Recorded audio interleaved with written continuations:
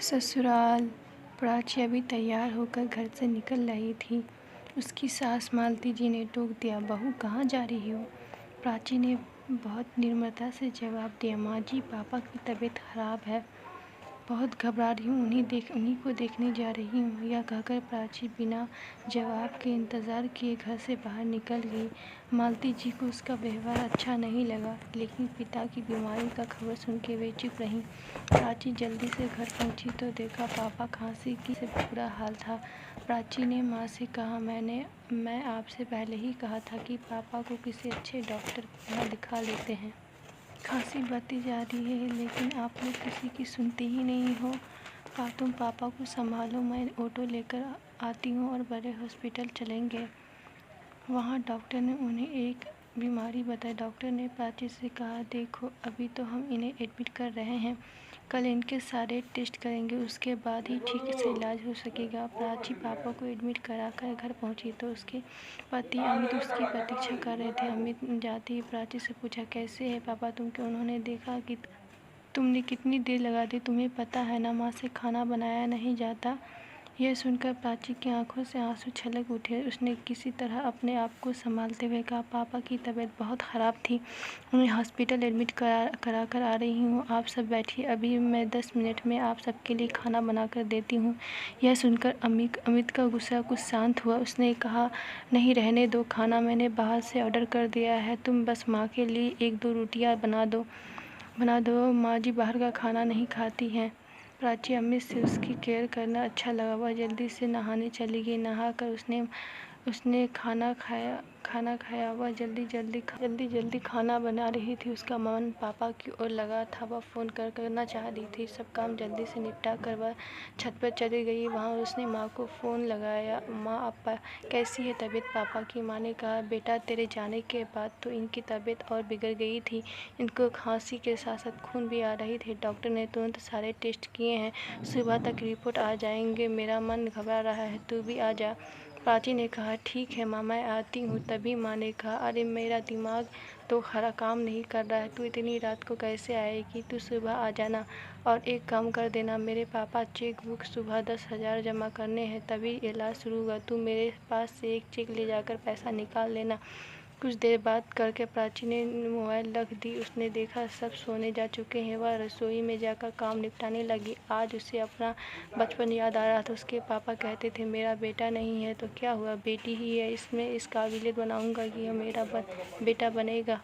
आज अपने आप को कितना लाचार मान रही थी प्राची। काश वह लड़का होता, कम से कम इस समय अपने पापा के ख्याल तो रख सकता था। किसी तरह काम निपटा कर वह चली गई, लेकिन आंखों में नींद कहाँ आ रही थी। सुबह वह जल्दी उठ गई। सबके लिए नाश्ता बनाकर अमित का लंच पैक करके वह निकलने लगी।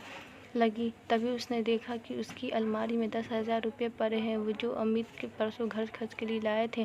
प्राची ने कुछ सोच कर पैसा अपने पर्स में रख लिया और हॉस्पिटल पहुंच गई। वहां उसने पैसे जमा कर दिए। पापा के पास पहुंची तो देखा पापा कुछ ठीक लग रहे थे। वे प्राची को देखकर मुस्कुरा दी। तभी माँ ने कहा, बेटा ये चेक ले जा और बैंक से पैसे निकाल जमा करा दे, तभी रिपोर्ट मिलेगी। माँ मैंने पैसे जमा करा दिए थे, अभी घर जाऊंगी तो बैंक से पैसे निकाल लूँगी, पापा का इलाज अभी शुरू हो जाएगा। ये सुनकर माँ ने कहा, अरे बेटा तूने यह क्या तेरे ससुराल वाले को पता लगेगा तो न जाने तुझे कितना बड़ा भला बुरा कहेंगे। प्राची बोली, माँ तू चिंता मत कर, मेरे पास घर खर्च के लिए पैसे हैं, वापस जाऊँगी तो निकाल दूँगी। प्राची कुछ देर वहाँ रुक कर चौक लेकर पहुँच गई। बाहर गार्ड ने उससे पूछा, भैया आज बैंक बंद है क्या? गार्ड ने कहा, बहन जी आज दूसरा शनिवार है, कल इतवार है, अब तो 2 दिन के बाद ही बैंक खुलेगा। यह सुनकर प्राची के पैर के तले जमीन खिसक गई। अगर अमित को पता चलेगा तो क्या हाल करेगा। वह डरती घर पहुंची तो उसने देखा उसकी सास मालती जी गुस्से में बैठी थी। मालती जी बोली, बहू यह सब क्या है? रात को हमने बाहर का खाना खा लिया, सुबह से तुम फिर गायब हो गई। अगर दोनों टाइम बाहर का खाना खाएंगे तो हम सब बीमार पड़ जाएंगे। तुम क्या चाहती हो कि तुम्हारे सारे ससुराल वाले उसी हॉस्पिटल में एडमिट हो जाए जिसमें तुम्हारे पापा है? यह सुनकर प्राची रोने लगी। नहीं माँ जी ऐसा मत कहिए, मैं अभी खाना बना देती हूँ, कहकर प्राची तेज से काम करने लगी। फटाफट खाना बनाकर रख दिया। इधर उसे पापा की चिंता थी, उधर उसे अमित के गुस्से का डर। जब उसे पता लगेगा कि घर के खर्च के पैसे मैंने कहीं और खर्च कर दिए हैं। शाम को अमित ने आते ही शॉपिंग के लिए चलने को कहा। प्राची ने उसे कमरे में ले जाकर सारी बातें बता दी। यह सुनकर अमित को बहुत गुस्सा आया। उसने कहा, यह अच्छा है, इसीलिए बिना भाई के बहन के शादी नहीं करना चाहता था। आज वही हुआ जिसका डर था। मेरी कमाई अपने माता पिता को लुटा दी। प्राची का सब्र का इम्तिहान टूट गया। आपने सिर्फ मेरे इकलौते होने के फ़ायदे उठाए हैं। शादी करने के तुमने इसीलिए की थी कि इकलौती बेटी की सारी जायदाद तुम्हारे मिल जाए। प्राची ने अपने पति से कहा, आज मेरे पापा हॉस्पिटल में है तो डर डर कर उन्हें देखने जाती। घर आते ही सब मुझे उल्टा सीधा सुनाने लगते, जैसे मैंने पापा से मिलने गई तो कोई गुनाह कर दिया। मैं अभी अपने माँ के पास जा रही हूँ। अपने पापा को मैं अकेला नहीं छोड़ सकती। सोमवार को तुम्हें तुम्हारे पैसे मिल जाएंगे। तब अमित ने कहा, मैं तो देखता हूँ तुम्हें कब तक रखेंगे। अपने आप को रोती हुई वापस आ जाओगी। प्राची ने जवाब दिया, उसकी नौबत नहीं आएगी। मेरे पापा ने मुझे इतना काबिल बना दिया है कि मैं अपना और अपने माँ बाप का पालन पोषण कर सकती हूँ। यह कहकर प्राची एक बैग में अपने सारे कपड़े रख लेती, जैसे वह बेटी होने की कैद से आज़ाद होकर पापा को बेटा बन गई है। अब वह केवल अपने माता पिता की सहारा बनेगी। अपने घर पहुंचकर उसने बैग रख दिया और सीधा हॉस्पिटल पहुंच गई।